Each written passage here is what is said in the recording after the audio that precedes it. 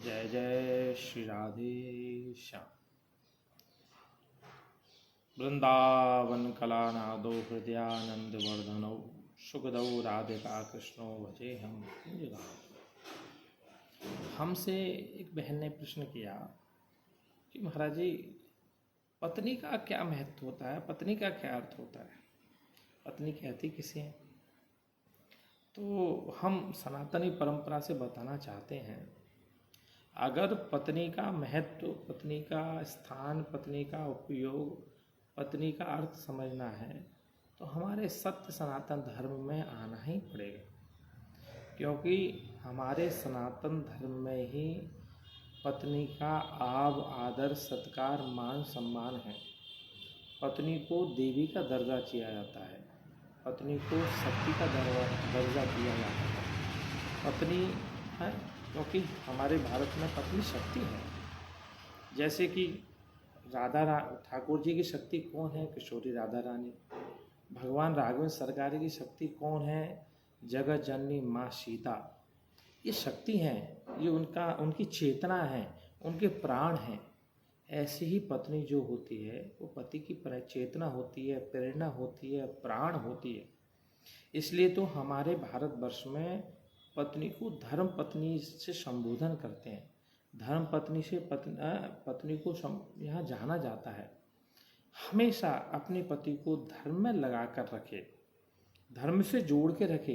पति अगर इधर उधर जाना भी चाहे तो पत्नी जाने ना दे, उसे खींच करके ले आए, धर्म में जोड़ दे।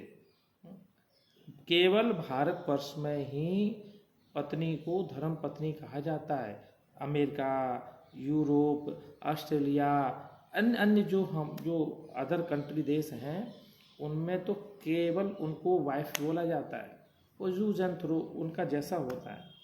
पर हमारे यहाँ 7 जन्म का बंधन बनता है। धर्म पत्नी कहते हैं परमात्मा तक पहुँचने की सीढ़ी। हम क्योंकि जो पुरुष होते हैं वो धर्म इतना नहीं कर पाते हैं बेचारे, क्योंकि उनको घर परिवार में सब रहना है। पर पत्नी बेचारी हमेशा परोपकार में रहती है। बच्चों के लिए व्रत करेगी तो बच्चों के लिए करेगी, पति के लिए करेगी, परिवार की सुख शांति के लिए करेगी।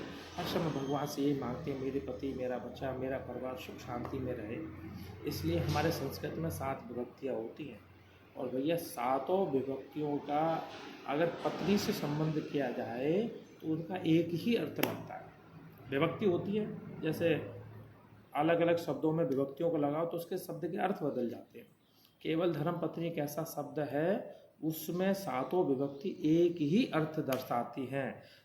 धर्म से जोड़ने वाली, धर्म में लगाने वाली, धर्म की तरफ ले जाने वाली, धर्म को मनवाने वाली, ये सारी विभक्तियाँ भी यही दर्शाती है हमारी संस्कृत की।